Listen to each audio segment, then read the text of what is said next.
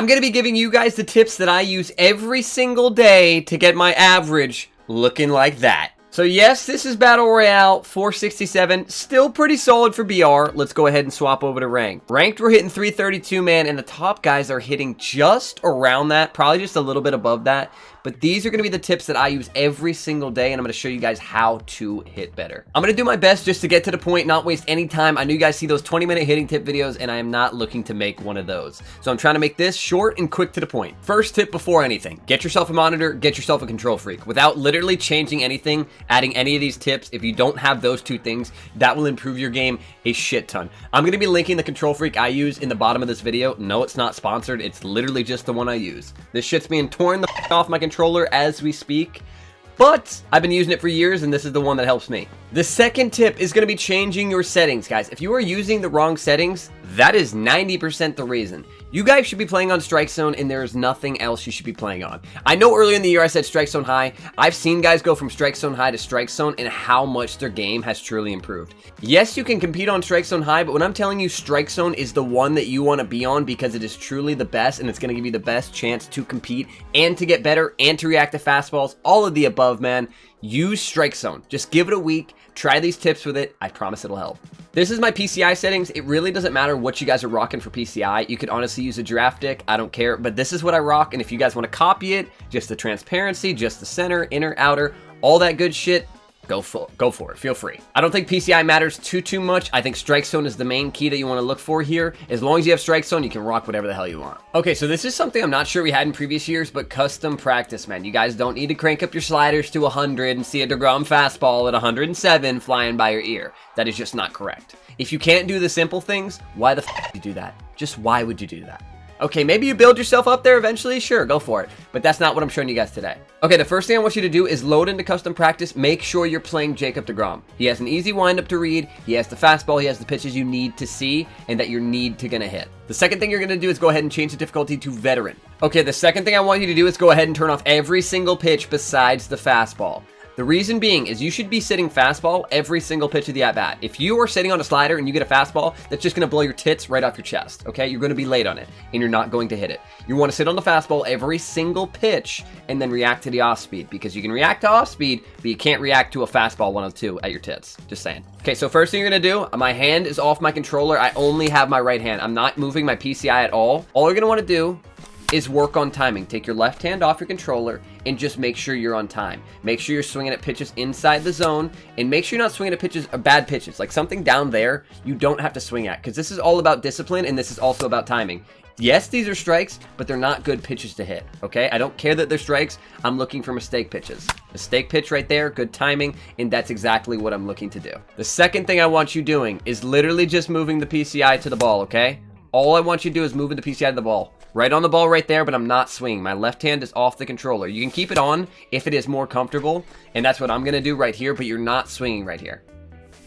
Okay? Just keep tracking, keep tracking.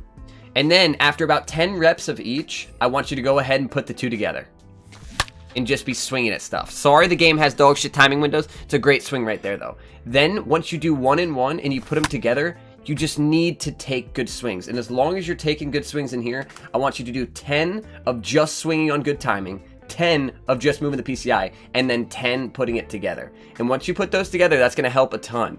That is tip number 3. Back to what I was just previously saying there for just a second. What you wanna do is simplify stuff, man. If you just now are turning on the PCI, you're not gonna get the PCI there and be on time and be cracked right away. It's just not how it works. I don't care if you've been using it for a while as well. All you got to do is simplify it, man. Just get your timing down, and once you get your timing down, because timing is the most important thing, then you get your PCI movement down. Tip number 4 is going to be patience. I'm going to be jumping into a live game to show you guys exactly what I mean.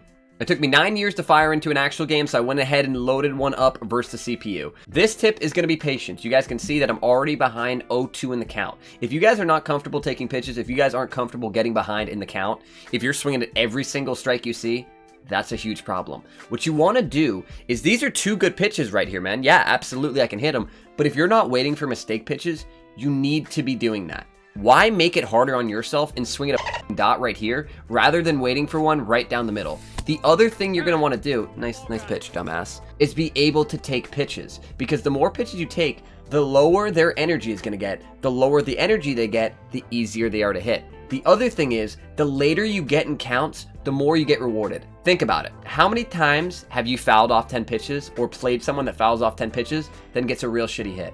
You get rewarded later and later in the counts. And I don't know what it is. I don't know if it's a clutch factor. That's what I thought at the beginning of the year. But for whatever reason, you get more rewarded later in the accounts. So that's exactly what I look to do. Okay, so in the first inning, I normally do this in my ranked seasons games. I normally do this in my BR games. I like to take till 2 strikes. And yes, I am playing the computer, but I like to get people in the rhythm of throwing me strikes and then try to jump on and catch them off guard. I tried to load into an online game to show you guys this a little bit better, but the CPU does just fine.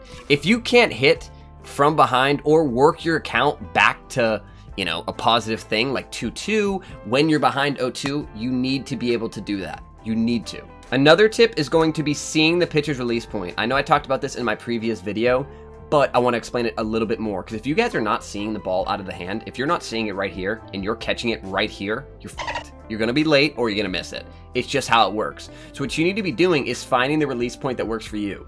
Whether that's looking at the left glove, whether that's looking at their eyes, whether that's looking over their right shoulder or left shoulder, whatever way they're throwing. You need to be seeing the ball right here, catching it just before it comes out. Because as I said before, if you're catching it right here, you're going to be late. And you need to read the pitch, you need to see if it's going to be a strike, you need to see if it's a pitch you want to hit, and more importantly, you need to be on time for that pitch. So the way to do that is seeing the release point. So all I'm doing right now is I look at the pitcher's face, that's what works for me, and I'm able to see his hand come right out where I want to see it. So you're waiting, bang. And you just wait and you're able to see it coming right out of his hands, and it's just so much easier to pick the ball up, to react to the ball on time, and just honestly see good pitches. My last tip is going to be how you hold your controller. Me personally, I like to hold my thumb right here, right on the bottom, and I like to hold my controller very easily. If you're a fucking crazy person and you're holding your controller like a maniac, it's going to be pretty damn hard to move your controller soft. You're going to be like, bang, slamming your PCI, mashing your PCI. And the way to do that is by gripping your controller very softly. And also the way I found it is by putting my my thumb right here on the joystick, right on the very bottom, and only putting half my thumb on it. Is just like this. Another thing you can do is if for whatever reason you can't do that or you don't think it's comfortable, try pinching. It's a lot easier. You can go up, down, left, right. It's honestly a lot better than this if you get used to it that way. I think if I got used to it this way, I honestly would use this over the thumb. But I'm more comfortable with the thumb just because I've been playing these games for so long. But I'd give both a try, man. Both are really good grips and both will help you slow your PCI movement down and get you closer to the ball. The last tip is going to be the one I was talking about before. So you go ahead and hold R2 really quick. You want to see exactly what pitches they have, and you want to sit on the fastest pitch they have. So this is 98, and yes, we're on veteran. I don't think I'm going to be late, even if he's throwing 107.